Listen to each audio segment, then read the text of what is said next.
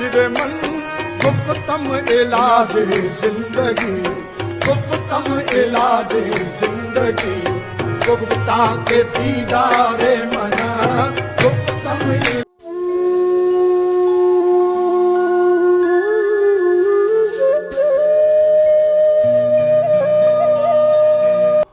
میں نے یہ گزارش کی تھی کہ موسیٰ علیہ السلام کا جب دیدار ہوا تو وہ اپنی ہوش میں نہیں رہے. جی جی تو جب آپ سرکار نے دیدار کیا تو وہاں تو ایسی کیفیت نہیں ہوئی. ٹھیک ہے جی. وہ نعت ایک دفعہ پھر سے لگا رحمان بھائی.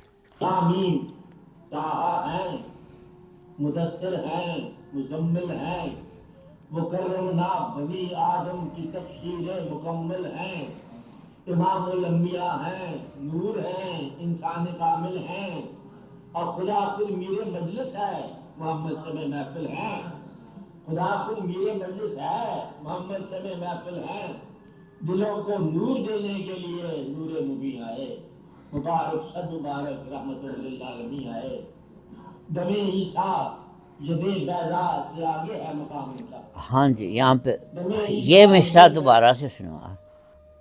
دم عیسیٰ ید بیضا سے آگے ہے مقام. تو یہ دم عیسیٰ ید بیضا سے آگے ہے مقام ان کا. دم عیسیٰ ید بیضا سے آگے ہے مقام ان کا. کلام اللہ کی تفسیر ہے گویا کلام ان کا. حیات جاوداں دیتا ہے دنیا کو پیام ان کا. خدا ہی جانتا ہے.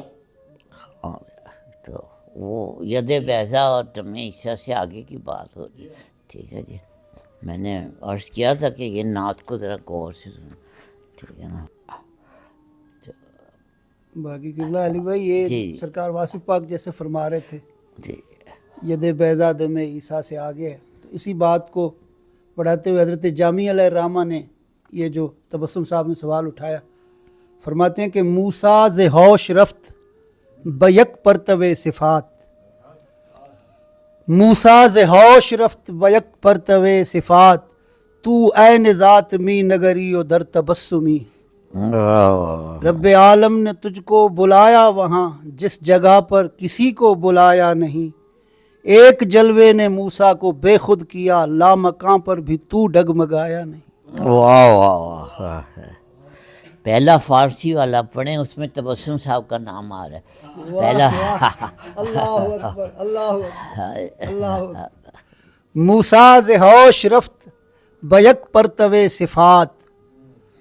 موسیٰ ز ہوش رفت بیک پرتو صفات تو عین ذات می نگری و در تبسمی. ترجمہ بھی کر آپ ہی فرمائیں. یہ صفات کا جلوہ ہوا تھا وہاں پہ. تو وہ ایک جلوہ صفات کا ہوا تھا. تو وہاں ذات کا جلوہ تھا، وہاں پہ ہوش ہو گئے. تو یہاں پہ تبسم تھا. چلیں آج کے محفل آپ کے نام اس شعر تک پہنچنا تھا. ٹھیک ہے نا. ماں ذاکہ بصر بھی پڑھ دیں قرآن کی آیت. آیت سن لیں، شعر تو سن لیں. اللہ. ابھی جب آپ سے مخاطب تھے قبلہ علی بھائی تو میرے ذہن میں یہ آیات مبارکہ چل رہی تھی، حکم بھی آ گیا کہ یہ جو حضرت جامی انہی آیات مبارکہ کی تفسیر میں آپ نے یہ فرمایا کہ اللہ پاک نے خود فرمایا کہ سرکار نے رب کا لامقامی جو مشاہدہ فرمایا اس کی منظر کشی رب نے خود کی کہ ما زاغ البصر وما طغی. پہلی والی آیت بھی پڑھ دیں. فکان قاب قوسین او ادنی فاوحی الی عبدہ ما اوحی ثم دنا فتدلی اذ یغشی السدرۃ ما یغشی ما زاغ البصر وما طغی لقد رأى من آیات ربہ الکبریٰ. کہ میرے محبوب نے مجھے ایسا دیکھا کہ کمال دیکھا. اس کا لفظ با لفظ ترجمہ کریے. اس آیت کا لفظ با لفظ ترجمہ کہ آپ کی نظر مبارک جب رب العالمین کی ذات پاک کے جلوہ میں محو ہوئی تو پھر حضور دیکھتے ہی رہے، اور ایسا دیکھا کہ رب العالمین نے خود اس کی داد دی. فرمایا کہ نظر پھر ادھر ادھر نہیں ہوئی، نہ بہکی نہ بھٹکی.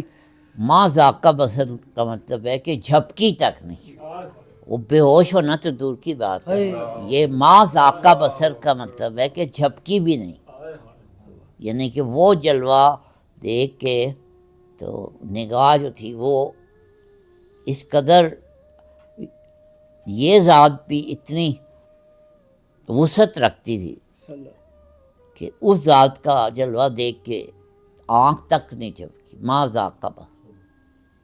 امین بھائی وہ شعر سنا دیں نعت کا بابا دور کی، زلف واللیل والضحیٰ چہرہ۔ من رانی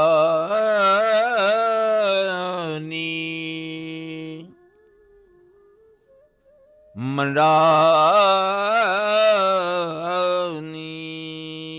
رانی کا مدعا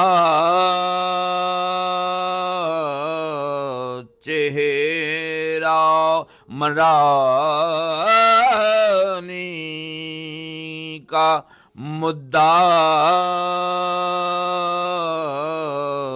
چہرہ، صورت حق کا آئینہ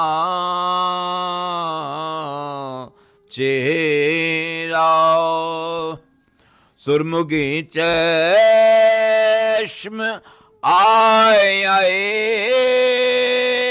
مازا،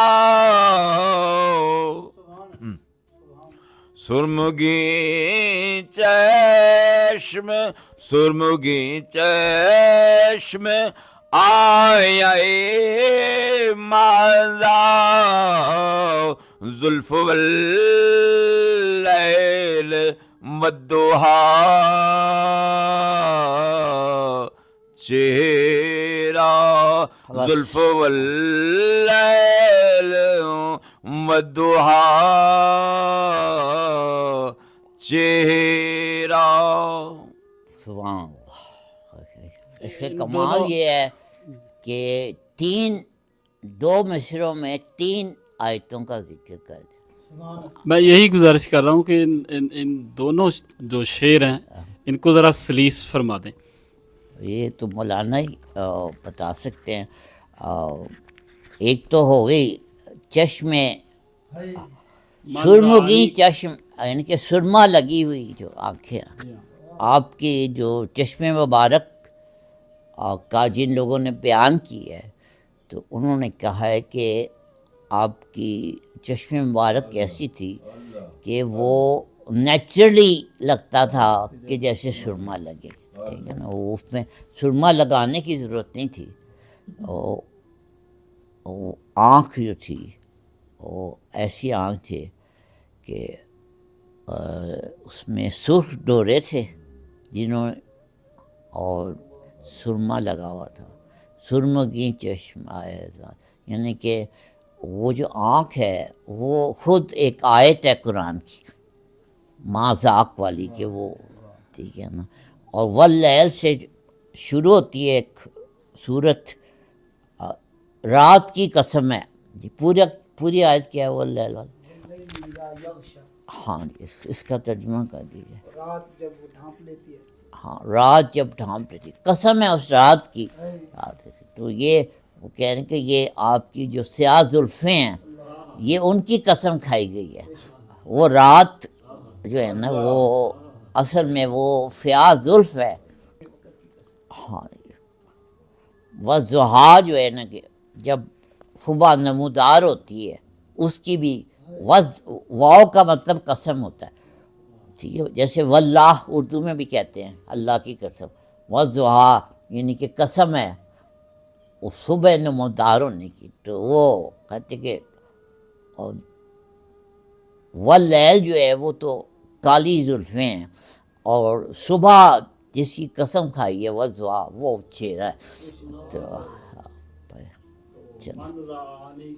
مدعا تیرا یہ پھر ایک الگ مضمون پہ ہم چلے جائیں گے، وہ پھر بہت وہ دوسرے مضمون پہ چلے جائیں گے، وہ پھر کسی اور محفل کی رکھ، وہ ایک شعر اس قابل ہے کہ وہ اس پہ ایک الگ گفتگو کی جائے۔ ابھی یہ دوسرے شعر تک ہی رہتا۔ دوسرے شعر کا ترجمہ سن لیں، بہادر شاہ ظفر کا شعر ہے مولانا، ذرا غور سے سنیے گا۔ زلف سیاہ سے جو وہ چہرے کو چھپائے آئیں گے، زلف سیاہ سے جو وہ چہرے کو چھپائے آئیں گے، روز روشن میں بھی گویا منہ اندھیرے آئیں گے، منہ اندھیرے آئیں گے، منہ اندھیرے کا لطف لیں ذرا، منہ اندھیرا جو ہے نا وضحا ہے،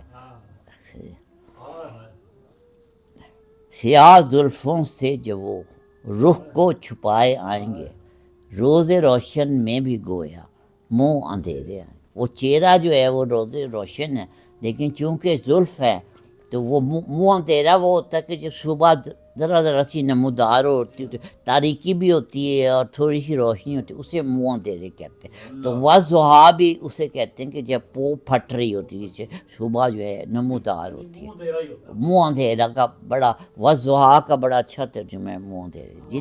تو یہ جو دوسرا شعر ہے اس نعت کا کمال یہ ہے کہ 3 آیتوں کا اکٹھے ذکر کر لیا اور فرمایا کہ یہ تینوں آیتیں اصل میں آپ کے